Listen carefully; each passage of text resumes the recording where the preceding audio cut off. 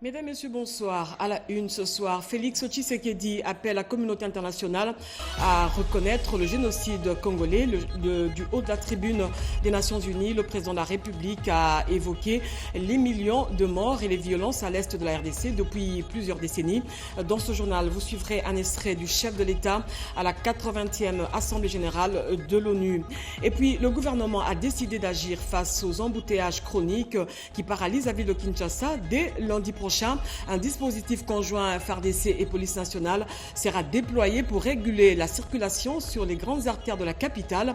L'objectif est de rendre fluide la circulation et réduire les heures perdues dans les embouteillages. Enfin, à la suite de la coupure électrique survenue dans la nuit du 11 au 12 septembre à Njili qui a affecté la tour de contrôle et la balisage lors de l'atterrissage de l'avion présidentiel, une équipe d'enquête de l'autorité de régulation du secteur de l'électricité est sur le terrain pour une investigation. Mesdames, Messieurs, bonsoir et bienvenue aux 20h. Ce journal partira de New York. On fera un focus spécial à Washington. Dans son discours devant l'Assemblée générale des Nations Unies, Félix Tshisekedi a appelé la communauté internationale à la reconnaissance d'un génocide congolais. Le président de la République a souligné que le processus diplomatique engagé avec toutes les parties au conflit n'excluait pas la justice et la réparation. On écoute le chef de l'État dans cet extrait choisi par votre rédaction. Le grand moment tant attendu a commencé à New York. Le débat général de la 80e session ordinaire de l'Assemblée générale des Nations Unies qui connaîtra les interventions du haut de la tribune des chefs d'État et des gouvernements du monde entier a débuté ce mardi 23 septembre et se poursuivra jusqu'à samedi 27 septembre pour se clôturer lundi 29 septembre 2025. Parmi les intervenants de la journée, le président de la République Félix-Antoine Tshisekedi Tshilombo, vice-président de la 80e Assemblée générale des Nations Unies, placé sous le thème principal « Mieux ensemble, plus de 80 ans au service de la paix, du développement et des droits humains ». Le chef de l'État est arrivé au siège de l'Organisation des Nations Unies en compagnie de la distinguée première dame Denise Yakeru Tshisekedi. Depuis la matinée, des chefs d'État se sont succédés à la tribune des Nations Unies, notamment les présidents des États-Unis d'Amérique, Donald Trump, de la Turquie. C'était ensuite au tour du président de la République Félix-Antoine Tshisekedi Tshilombo de porter haut la voix de la République démocratique du Congo à la tribune des Nations Unies. Le chef de l'État a d'entrée de jeu adressé ses vives félicitations à Mme Helena Baerbock pour son élection à la présidence de la 80e session ordinaire de l'Assemblée générale des Nations Unies. Le président de la République a aussi réaffirmé la pleine confiance de la République démocratique du Congo dans l'action du secrétaire général des Nations Unies, Antonio Guterres, pour ses efforts constants visant à renforcer l'organisation et à promouvoir des solutions aux défis qui menacent la paix, la sécurité et la prospérité dans le monde, en particulier dans la région des Grands Lacs, dont fait partie la République démocratique du Congo.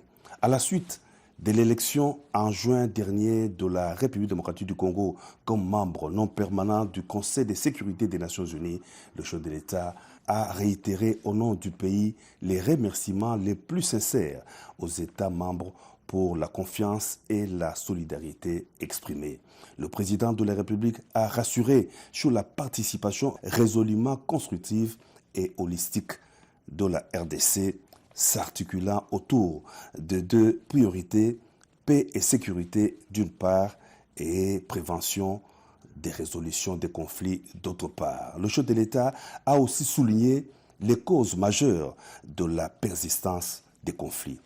Un autre axe prioritaire concerne l'exploitation illégale des ressources naturelles, l'une des causes majeures et persistantes des conflits. La République démocratique du Congo entend placer au cœur du débat la gouvernance exemplaire de ces minerais stratégiques afin d'en garantir l'exploitation dans le respect des principes de développement durable, de la souveraineté économique et du bien-être des populations. À l'échelle mondiale, rompre le lien toxique entre rente minière et financement de groupes armés non étatiques exige une approche intégrée fondée sur l'harmonisation des règles de diligence raisonnable et de traçabilité, de la mine au consommateur, la transparence intégrale des chaînes d'approvisionnement et des bénéficiaires effectifs, des mécanismes de contrôle et d'audit indépendants, une coopération opérationnelle renforcée entre autorités douanières, judiciaires et financières, des sanctions ciblées et effectives contre les trafiquants et leurs réseaux de facilitation et une lutte résolue contre la corruption adossée à des normes de bonne gouvernance, à la publicité des contrats et à la traçabilité des paiements. Bien entendu, les dimensions des droits humains et de justice transitionnelle, ainsi que les agendas femmes, paix et sécurité et jeunesse, paix et sécurité demeurent indissociables de cette action. Leur prise en compte effective est la condition d'une paix juste, durable et inclusive. Madame la Présidente, à la veille de la mise en place de la commission d'enquête indépendante décidée par le Conseil des droits de l'homme des Nations Unies sur les massacres perpétrés il y a quelques mois par nos agresseurs et leurs supplétifs dans l'Est de mon pays, je lance un appel solennel à la communauté internationale. Elle a le devoir moral et politique de soutenir cette démarche essentielle afin d'établir la vérité, rendre justice aux victimes et jeter les assises d'une paix durable ancrée dans la mémoire et la responsabilité partagée. Le président de la République a stigmatisé la rhétorique guerrière qui regagne du terrain à travers le monde et l'on assiste impuissant au retour des vieux démons, agressions armées, guerres de prédation des ressources et des conquêtes d'espaces vitaux qui n'épargnent aucun continent. Le conflit armé qui perdure dans mon pays en est une illustration tragique, a indiqué le président de la République. Depuis plus de 3 décennies, la paix et la sécurité sont brisées à l'est de la République démocratique du Congo. Cette guerre s'est muée en entreprise prédatrice. Elle dépasse depuis longtemps les seules dimensions militaires et géopolitiques. Elle vise à piller les ressources de la RDC, effacer la mémoire collective et détruire les communautés. Le président de la République l'a dit, il a salué le leadership du président des États-Unis d'Amérique, Donald Trump, qui a créé les conditions d'un dialogue ayant conduit le 27 juin 2025 à Washington à la signature d'un accord de paix entre la République démocratique du Congo et le Rwanda. L'accord engage expressément Kigali à un retrait complet et vérifiable de ses troupes et à la levée de ses mesures dites défensives. Il prévoit également le désengagement, le désarmement et l'intégration conditionnelle des groupes armés non étatiques au sein des forces armées de la RDC et de la police nationale congolaise. Le retrait des troupes rwandaises, la fin de leur appui au M23 et le retour de l'autorité de l'État congolais sur toutes les zones occupées constituent des conditions non négociables pour une paix durable, a souligné le président de la République. Je demande aux Nations Unies de veiller à la stricte application de cet accord, désormais indissociable de la mise en œuvre de la résolution 2773. Tant que ces décisions ne seront pas exécutées, le sang des innocents continuera d'écouler, a dit le président de la République Félix Antoine Tshisekedi Tshilombo dans son discours à la tribune des Nations Unies.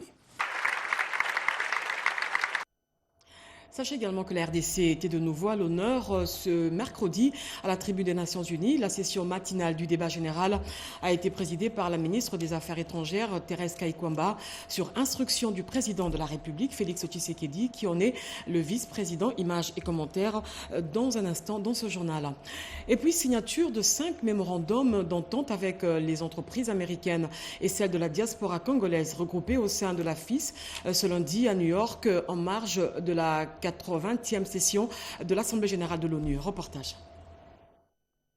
En marge de la 80e session ordinaire de l'Assemblée générale de l'ONU à New York aux États-Unis d'Amérique, la RDC par l'entremise de son ministre du Commerce extérieur, Julien Paluku Kaungia, a signé le lundi 22 septembre 2025 5 mémorandums d'entente avec les entreprises américaines et celles de la diaspora congolaise regroupées au sein du Forum des intellectuels congolais de l'étranger FIC, œuvrant dans plusieurs domaines dont la coopération commerciale, aéronautique, l'inclusion financière, les gaz, les business, consulting et le business education. À cette occasion, le ministre du Commerce extérieur a rassuré ces entreprises de l'amélioration du climat des affaires en RDC et l'accompagnement de l'État congolais, mais aussi des différentes facilités qu'offrent les codes des investissements et les régimes des zones économiques spéciales. Convaincre les investisseurs américains à venir en RDC. Vous savez que les États-Unis avec l'Union européenne pilotent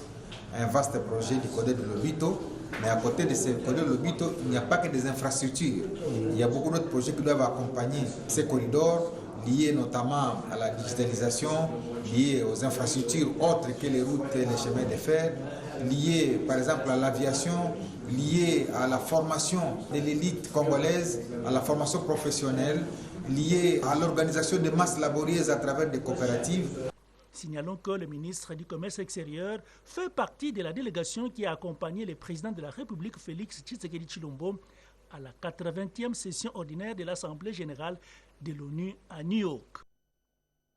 L'RDC au cœur de la transition énergétique et de l'économie numérique à l'échelle mondiale. Les atouts indéniables du secteur minier de la RDC étaient au cœur des échanges de haut niveau à la 8e édition de l'USA Africa Business Week à New York. Le ministre de Mines, Louis Watoum, a représenté la RDC à ce forum. Images et commentaires, Cédric Enina.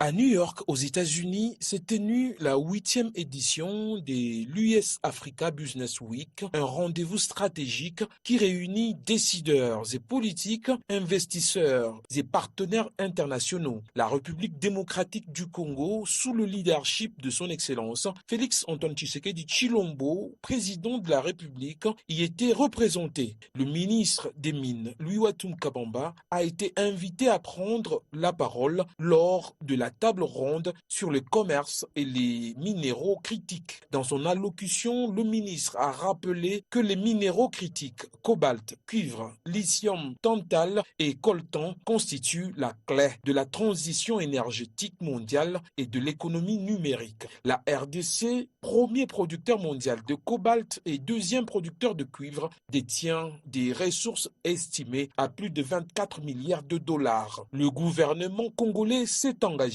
à transformer localement ces ressources en développant des usines de raffinage et de production des matériaux pour batteries. Le ministre a lancé appel aux investisseurs américains pour des partenariats gagnant-gagnant fondés sur, je cite, le développement industriel, la transformation locale des minerais et la création d'emplois en République démocratique du Congo. Avec ce plaidoyer, la RDC, sous la vision du président Félix Antoine Tshisekedi Tshilombo, confirme sa volonté de se positionner comme un acteur stratégique incontournable de l'économie verte et numérique mondiale. Entre les fonds décaissés et la réalisation auprès des vrais bénéficiaires, l'écart est criant. Il faudrait renforcer la gouvernance du fonds CAFI. La ministre de l'Environnement l'a dit à l'occasion de la célébration du 10e anniversaire du fonds CAFI à New York. Edith Chala pour ce commentaire. Il y a une impérieuse nécessité pour l'initiative pour la forêt de l'Afrique centrale, CAFI en sigle, de renforcer la transparence et de dynamiser la gouvernance des fonds alloués aux pays du bassin du Congo pour la préservation de leurs écosystèmes forestiers. La ministre de l'Environnement, Développement durable et Nouvelle économie du climat, Marie Nyange Ndambo, a souligné l'importance cruciale pour la République démocratique du Congo de participer aux décisions concernant l'arrivée, la gestion et le décaissement de ces fonds afin de s'assurer des résultats efficaces et durables sur le terrain. Les programmes comme celui-ci de CAFI, qui apportent quand même des ressources aux pays de l'Afrique centrale, dans le but de gérer durablement les ressources forestières, de manière à contribuer à cette lutte contre le changement climatique. Il est important que dans ces cadres comme celui-ci, qu'on reconnaisse d'abord la place de chacun. Il est important que la RDC intègre la structure de gouvernance de fonds CAFI. C'est capital parce que nous devons décider ensemble sur les fonds qui arrivent et pour quel but ils sont décaissés. Au cours de cette réunion de haut niveau, les ministres en charge des forêts des pays bénéficiaires du fonds CAFI ont exprimé leurs préoccupations concernant la lenteur des décaissements et ont appelé à l'établissement d'un climat de confiance entre les États et le fonds. Retour à Kinshasa. La présidente du Parlement angolais séjourne ici à Kinshasa. Elle a été reçue ce mercredi par le président du Sénat, Jean-Michel Sama-Lukonde, dans le cadre de la redynamisation des activités du Forum des parlements des pays membres de la Conférence internationale pour la région des Grands Lacs. Un reportage de Janine Kalinga et Julio Piana. Coopération économique, sécurité et développement durable au cœur d'une rencontre vue importante entre l'honorable président du Sénat Jean-Michel Sama-Lukonde Kyenge et l'honorable Caroline Sœur-Kera, présidente du Parlement de la République d'Angola. La séance de travail que ces deux hommes d'État ont eue a porté sur une feuille de route qui va mettre en lumière les enjeux cruciaux qui touchent les pays de la région. Elle réunira un panel prestigieux incluant le bureau du Sénat ainsi qu'une délégation de la CIRGL composée de 9 membres, l'ambassadeur d'Angola et des sénateurs membres de la CIRGL. La réunion sera également enrichie par la présence du DIRCAB du président du Sénat, du secrétaire général du Sénat ainsi que de représentants du bureau d'études du Sénat et du secrétaire administratif de la CIRGL. Pour le forum des parlements de la CIRGL, la rencontre de Kinshasa s'annonce un événement majeur, vecteur de dialogue et d'échanges fructueux visant à renforcer les liens entre les nations membres de cette sous-région. Nous sommes venus pour une visite de courtoisie, remercier le président du Sénat pour toutes les commodités qui nous ont été accordées pendant la mission que nous sommes venus pour présenter les autorités des nouveaux secrétariats généraux de la CIRGL qui a comme siège ici en RDC. Nous sommes aussi venus à donner le rapport de notre agenda de travail que nous avons eu, la rencontre que nous avons eue hier avec les ambassadeurs des pays de la sous-région, la visite que nous avons eue au secrétariat général de la CIRGL ici en RDC. Nous sommes aussi venus pour réaffirmer notre appui pour les efforts effectifs en termes de la paix et du développement durable et l'amitié entre la RDC et le peuple d'Angola. La coopération parlementaire est essentielle pour aborder les défis communs et promouvoir des solutions durables en son sein. Le premier vice-président du Sénat, José Kalalawa Kalala, a pris part à l'assemblée élective de la mutualité de la Mukalo, une occasion pour lui de les inviter à l'unité et à la cohésion nationale et à soutenir les actions du président de la République. Regardez. Dans une ambiance marquée par la convivialité et la fraternité, la mutualité de Bakwa Kalonji, connue sous le sigle Mukalo, a tenu son assemblée générale élective ce samedi 20 septembre 2025. Un rendez-vous crucial qui s'est tenu en présence d'un candidat unique à la présidence de cette structure communautaire. Freddy Mwamba Chimakinda, élu pour conduire la destinée de l'organisation. Parmi les personnalités, l'honorable José Kalalawa Kalala, un des grands notables du Grand Kasaï et premier vice-président du Sénat. Dans son mot, ce dernier a lancé un appel fort à l'unité, à la cohésion et à la sérénité. Pour lui, la Mukalo doit désormais se positionner comme un véritable noyau de développement au service de la communauté, dans l'esprit de soutenir également les efforts du président de la République, Félix-Antoine Tshisekedi Tshilombo, pour la paix et la concorde nationale. Je suis chez moi. Je vous demande de cultiver l'amour et l'unité pour soutenir les chefs de l'État. Loin de nous des discours de la haine.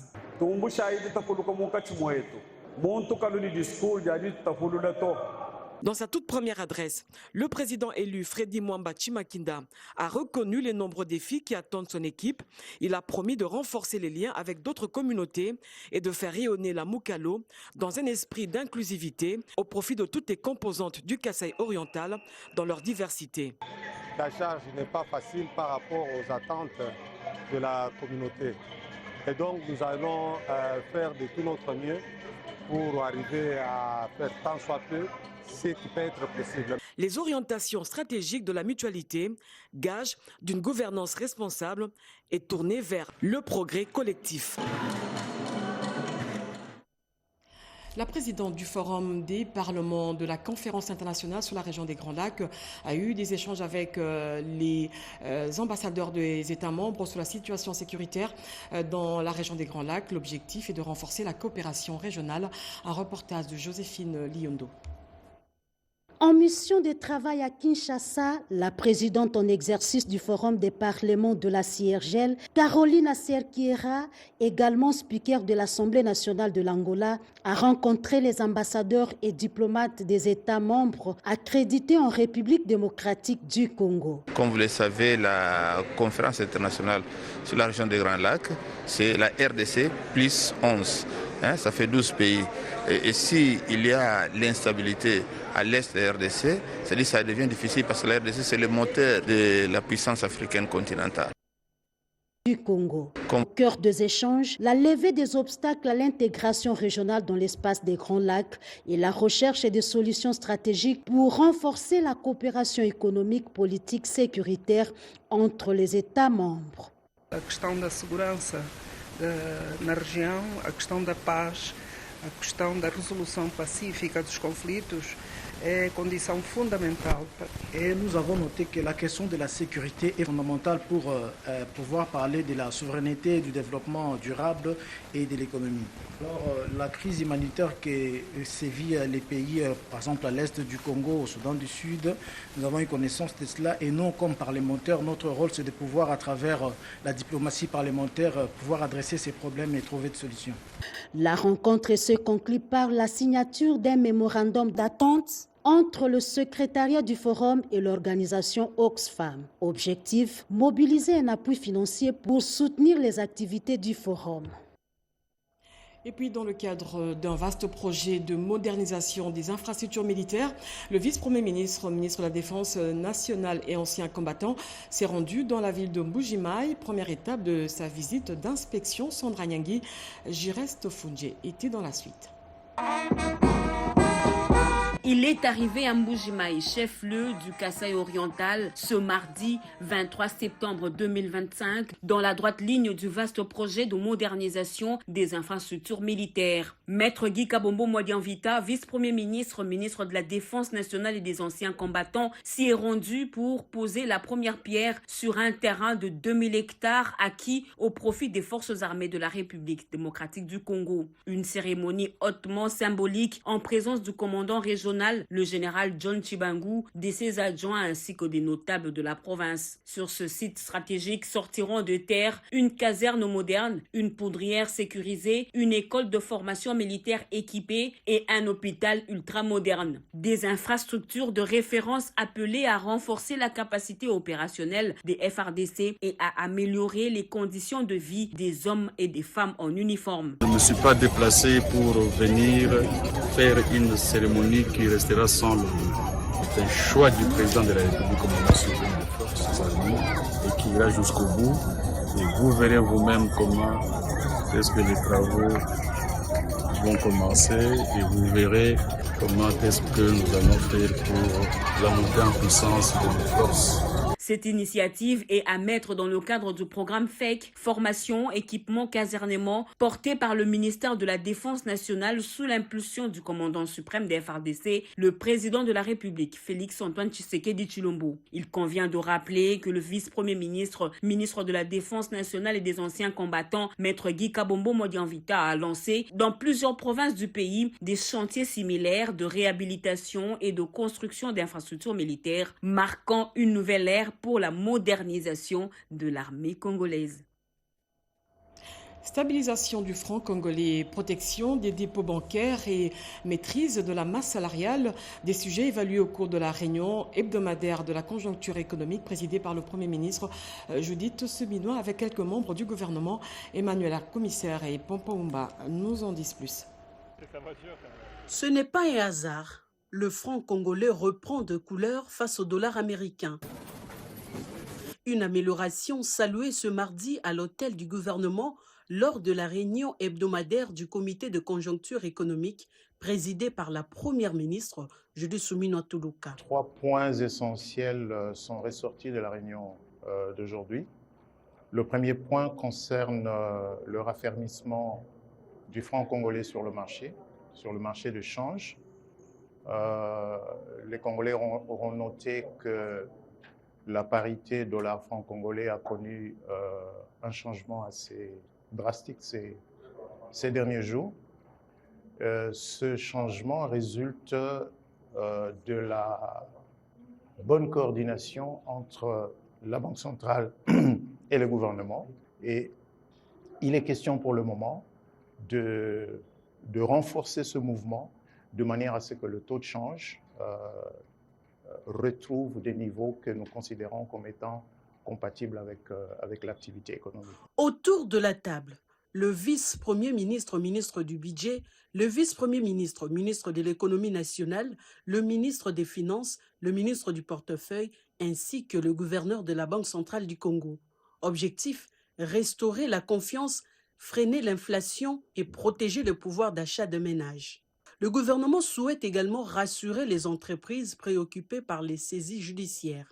Nous allons, dans les semaines qui viennent, annoncer un certain nombre de mesures de manière à rassurer les opérateurs économiques qui généralement font face à des menaces sur leurs dépôts bancaires, ce qui conduit à un phénomène d'éviction où l'argent qui aurait dû être en dépôt dans les banques se retrouve mis à l'écart pour éviter des phénomènes comme les saisies qui sont opérées par certaines institutions de l'État ou par la justice sur principalement les comptes bancaires des grandes entreprises. Stabiliser la monnaie, protéger les banques, mieux gérer les dépenses, le gouvernement souminois entend poser les bases d'une économie plus forte, plus prévisible et plus attractive.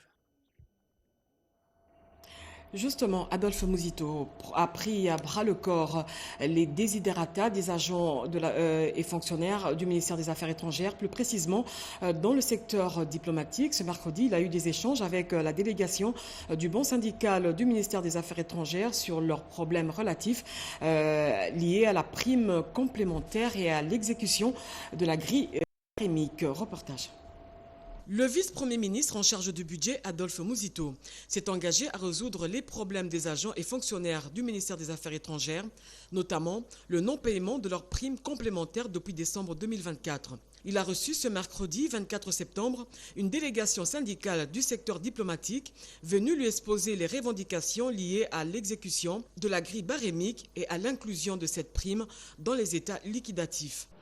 Nous saluons la volonté de son Excellence, Monsieur le ministre du Budget, Excellence Monsieur Mouzito, qui a accepté aujourd'hui de prendre en charge toutes ces questions en mettant en place une commission instantanément qui commence les travaux pour éventuellement dissiper tous les malentendus qu'il y a au niveau du secteur diplomatique et faire entrer les agents dans leurs droits. Celui de voir leur paye complémentaire obtenue au mois de décembre de l'année passée dans l'état liquidatif et éventuellement résoudre certains problèmes liés à cette grille barémique. Pour répondre à ces revendications, le vice-premier ministre en charge du budget a décidé de mettre en place une commission mixte. Celle-ci aura pour mission d'analyser les problèmes soulevés et de proposer rapidement des solutions concrètes. Le ministère des Finances et l'ASONAL s'apprêtent à signer un protocole d'accord pour établir une coopération renforcée dans le secteur des jeux et de hasard d'argent. Un reportage de Sylvie Mwembo et Ibrahim Chako. Les jeux des hasards sont devenus de plus en plus nombreux à Kinshasa et dans les principales villes du pays. Le ministre des Finances, Doudou Fwamba Likunde Libotaï, entend mettre de l'ordre dans ces secteurs en les régulant et les réformant. La Société nationale des loteries SONAL doit être un outil important dans la mobilisation des recettes en vue de financer. En ce moment même, il y a un projet de loi qui a déjà été transmis au niveau du Parlement pour analyse. Ces projets de loi remet de l'ordre dans les secteurs des jeux et des hasards. Il s'agit d'un projet de loi qui permet à la République de maximiser des recettes, qui permet à la République de protéger les personnes vulnérables notamment les mineurs. Il s'agit d'une loi qui permet à la République de lutter efficacement contre les blanchiments d'argent, les financements du terrorisme et la prolifération des armes. Tous les participants ont été unanimes afin qu'on puisse la faire aboutir pour le bonheur, pour la réussite, pour notamment permettre au Trésor public de tirer profit des activités qui sont menées dans ces secteurs. Le ministère des Finances et la SONAL s'apprêtent à signer un protocole d'accord pour établir une coopération renforcée dans le cadre de la réforme de ces secteurs si vital pour l'économie nationale. Cette session de mise à niveau des cadres et agents de l'Agence des grands travaux sur les marchés publics organisée par l'ARMP, un reportage de Ricky Nzouzi. À Kinshasa, l'autorité de régulation des marchés publics, ARMP, vient de lancer une session de formation dédiée aux cadres et agents de l'Agence congolaise des grands travaux ACGT. Objectif, vulgariser et assurer la maîtrise des procédures nationales de passation des marchés publics, un outil essentiel pour garantir la transparence et l'efficacité dans la gestion des projets publics en RDC. Cette campagne est à mettre à l'actif du directeur général de l'ARMP, Maître Claude Mbaye Kayembe. Empêché, il s'est fait représenter à la cérémonie d'ouverture par le directeur de la formation et des appuis techniques. Les participants seront dotés des connaissances nécessaires pour leur permettre de bien traiter les dossiers sur la passation des marchés publics, ce qui fait que les professionnels de ces secteurs, notamment les membres de la CGPMP, de la CGT, doivent être formés et avoir des connaissances nécessaires pour leur permettre de bien faire leur travail. Cette initiative vise également à renforcer les capacités des institutions clés, comme la CGT, afin que la passation des marchés respecte les normes établies et réponde aux exigences de bonne gouvernance. Durant plusieurs jours, les participants vont donc s'approprier les textes, procédures et bonnes pratiques afin d'améliorer la qualité des marchés exécutés et consolider la confiance entre l'État, ses partenaires et la population. Je l'ai dit au sommaire, d'ici lundi, les FARDC et la police nationale congolaise vont s'associer pour réguler la circulation routière ici à Kinshasa. Un dispositif sécuritaire routier sera déployé sur les grandes artères de la capitale afin de fluidifier les embouteillages quotidiens. Une décision prise lors de la réunion entre le vice-premier ministre de l'Intérieur et la police nationale congolaise, Bobo Hanan Mokonzi, pour ce reportage.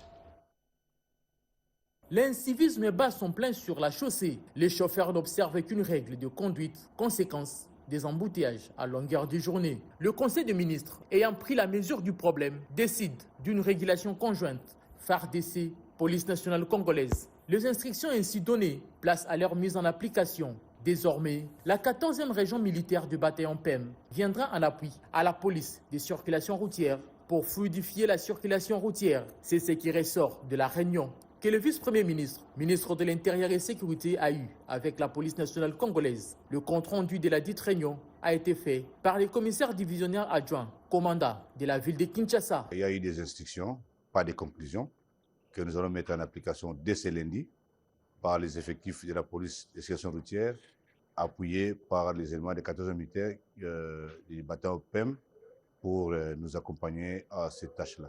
Par rapport aux instructions reçues, ce qui fait une particularité qui donne l'espoir qu'il y aurait changement. La gestion de l'embouteillage sur la chaussée revêt un caractère sécuritaire, économique et social. Il était donc impérieux que les décisions courageuses soient prises et le vice-premier ministre, ministre de l'Intérieur, s'y est engagé.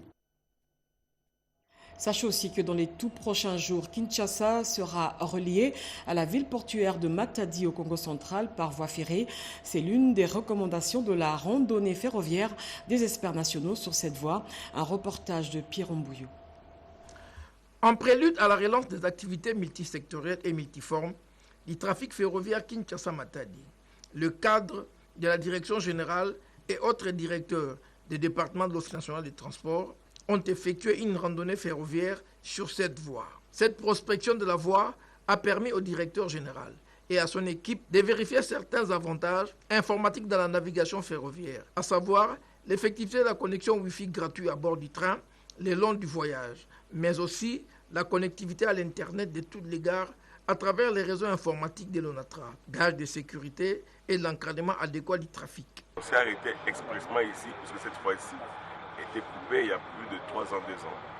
Ça a été réhabilité. C'est parmi les points qui ont été réhabilités. C'est pourquoi nous avons demandé qu'on s'arrête pour qu'on voie comment les travaux ont été effectués, donner l'information à notre population qui peut continuer à nous faire confiance. Le chemin de fer est en train de devenir stable et sûr. De la gare centrale de Kinshasa-Est jusqu'à celle de Kazangoulou, les constats à l'issue de cette randonnée ferroviaire est satisfaisant.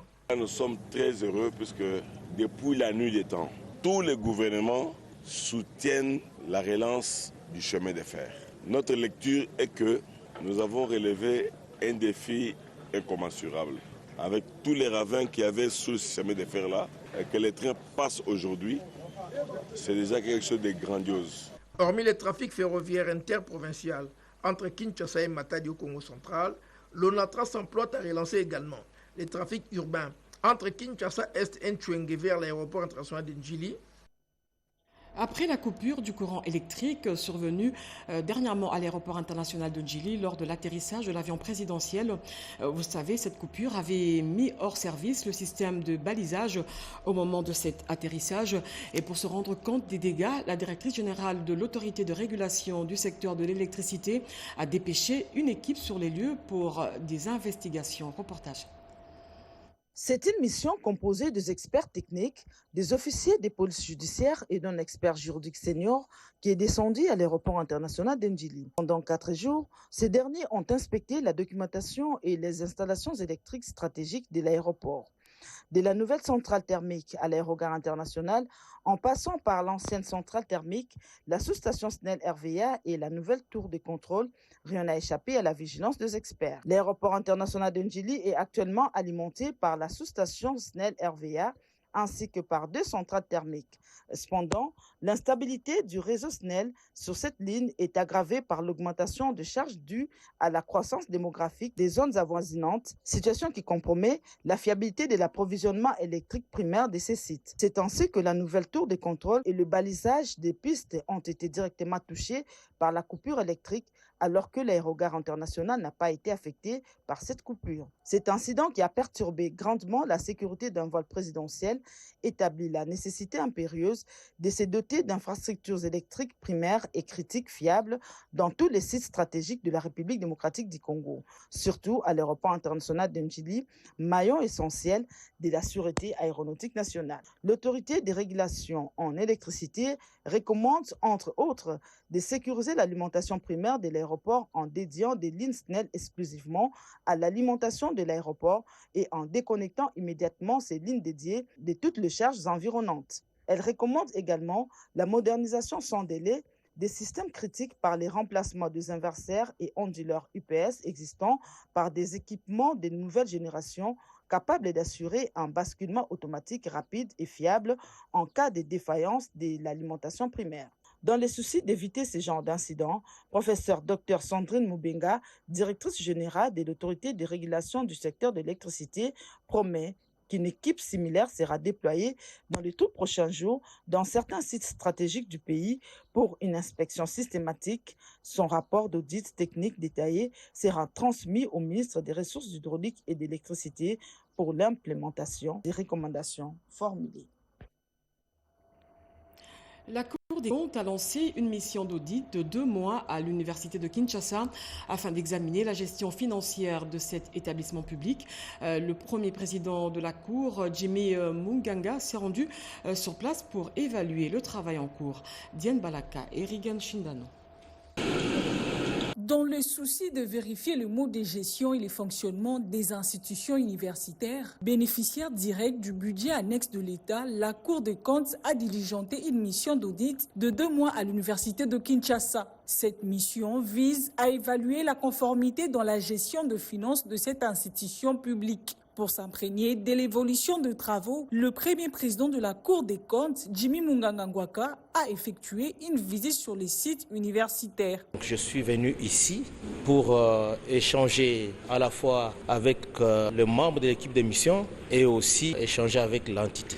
J'ai promis que la Cour des comptes va organiser prochainement un atelier de sensibilisation au bénéfice de l'Université de Kinshasa. Le secrétaire général académique de l'UNIKIN a salué cette initiative tout en plaidant pour une large sensibilisation autour de la bonne gouvernance au sein des établissements de l'enseignement supérieur. Nous saluons la présence du premier président de la Cour des comptes qui est venu à la fois nous contrôler mais également nous sensibiliser sur les bonnes manières de gestion. Cette visite d'inspection s'est achevée au sein des installations de la clinique universitaire. Les doyens de 13 facultés de l'UNIKIN sont appelés, dans un délai raisonnable, à fournir les informations nécessaires à la Cour selon les prescrits de la loi organique portant composition, organisation et fonctionnement de la Cour des comptes. Au total, 450 bancs pupitres ont été remis à l'école primaire Institut Frère Emmanuel et les instituts industriels et techniques commerciales CAMO ici à Kinshasa, une action qui s'inscrit dans la suite de l'opération Pas une école sans banc. Cédric Kenina pour ce reportage. Voici à quoi ressemblent les bancs sur lesquels se mettent les élèves de l'Institut industriel CAMO et l'Institut technique commercial CAMO. Nous sommes dans la commune de Matete à Kinshasa. L'image ne prête pas à sourire, mais interpelle beaucoup plus. Un cri d'alarme a été lancé par les députés nationaux élus de Moamba, Jean Baudouin Maillot. Et la réponse ne s'est pas fait attendre. La caravane du service national fait son entrée. 250 bancs pupitres sont livrés pour combler ces déficits qui impactent négativement la formation des élèves. Le service national, œuvre de Mzee Laurent Désiré Kabila, mais qui a pris une autre dimension sous Félix-Antoine Tshisekedi. Avec le président Tshisekedi, le service national a vu ses objectifs élargis, notamment la fabrication et la livraison gratuite des bancs. Le commandant du service national, représentant le premier bâtisseur qui est le chef de l'État, le lieutenant-général Jean-Pierre Kassongo-Kabwik, a mis en relief le caractère national de cette opération, tout en soulignant l'apport des bâtisseurs hier Colonna, aujourd'hui transformé en une main-d'œuvre qualifiée. Ce que le service national fait, sur ordre du commandant suprême, est une œuvre dont la finalité est de préparer l'avenir du Congo à travers l'éducation de la jeunesse. Car, quoi que nous fassions, quoi que nous construisions, rien ne demeurera s'il n'y a pas une jeunesse bien formée pour nous relayer, comme cela est dit dans notre hymne national. L'école primaire et Institut Frère Emmanuel Stabloum, du moins ses élèves et responsables scolaires, n'avaient Dieu que pour les bancs pupitres qui vient répondre à un besoin, celui d'un cadre d'accueil en adéquation avec les standards en la matière. Tonnerre d'applaudissements, le service national est désormais ses bras séculiers dans le développement du pays, et ce dans tous les domaines de la vie nationale, mettant au centre l'œuvre transformatrice des ressources humaines.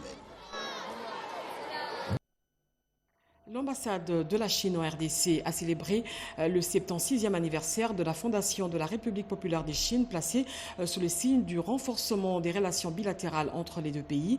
Parmi les invités de marque, Sylvie Elengue, directrice générale de la RTNC. Robert Ndetchi-Sensei. C'est en présence de plusieurs personnalités politiques et militaires, membres du gouvernement de la République, ambassadeurs accrédités en République démocratique du Congo, du secrétaire permanent de l'Union sacrée de la Nation, le professeur André Mbata Betokome Soumangu, que l'ambassadeur de la Chine a célébré le 76e anniversaire de la fondation de la République populaire de Chine. En présence de la directrice générale de la Radio-Télévision nationale congolaise, du deuxième vice-président du Sénat et du ministre délégué à la Défense, l'ambassadeur de la Chine en RDC, Zhao Bin, dans un discours vibrant, a salué l'excellence des relations bilatérales entre le pays de Félix Tshisekedi Tshilombo, président de la République, et Xi Jinping, président de la République populaire de Chine, en mettant en avant le projet de coopération en cours et les succès partagés qui renforce les liens entre les deux nations. Zabine a également exprimé sa gratitude pour les soutiens continus de la République démocratique du Congo dans les initiatives chinoises. C'est tout d'abord un message de paix partagée et deuxièmement un message de prospérité commune. Parce que l'expérience chinoise montre qu'un pays, en se renforçant, pourrait non seulement mieux se défendre, mais aussi développer une coopération mutuellement avantageuse avec les autres pays. C'est justement ce que souhaite faire la Chine avec la République démocratique du Congo, qui est notre premier partenaire commercial et d'investissement sur le continent africain. Cette soirée a été ponctuée par des performances culturelles mettant en avant la richesse de la culture chinoise. Le 76e anniversaire a non seulement été une occasion de rappeler l'histoire glorieuse de la Chine, mais aussi de renforcer les liens d'amitié et de coopération entre la RDC et la Chine. Le ministre des Infrastructures était cet avant-midi sur le terrain. John Banza a fait la ronde de plusieurs chantiers dans les communes de Ndjili, Kisenso et Lemba. Parmi les chantiers visités, le réservoir d'eau de 7000 m3 qui va desservir les 3 communes. Eric Kabamba. Manches retroussées, bottes aux pieds et tenues adaptées, le ministre des Infrastructures et Travaux publics, John Banza Lunda, est resté fidèle à sa méthode, demeurer au contact du terrain pour évaluer les travaux exécutés dans le cadre du projet Kinelenda. Première étape, la commune de Kisenso, où il a visité plusieurs chantiers stratégiques en exécution. John Banza Lunda était tour à tour au croisement des avenues Moulélé et Mazout et sur la route de la Renaissance reliant Kisenso, Matete, Lemba, dont les travaux sont en arrêt depuis pratiquement 2 ans. Il a souligné la nécessité de relancer ces projets dans un bref délai.